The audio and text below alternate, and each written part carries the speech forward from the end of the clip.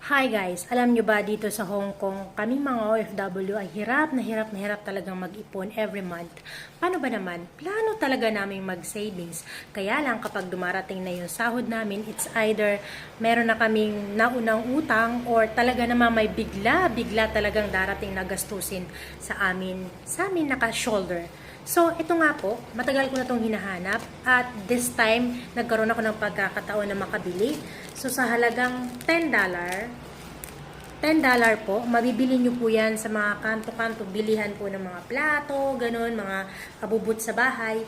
Meron na po kayong mabibiling ganto. Charan! Folder, marami siyang paglalagyan and meron siyang pandikit. Ayan po siya. Pwede mo siyang dikitan. So, magiging well-organized na talaga yung expenses mo every month. So, paano ko naisip?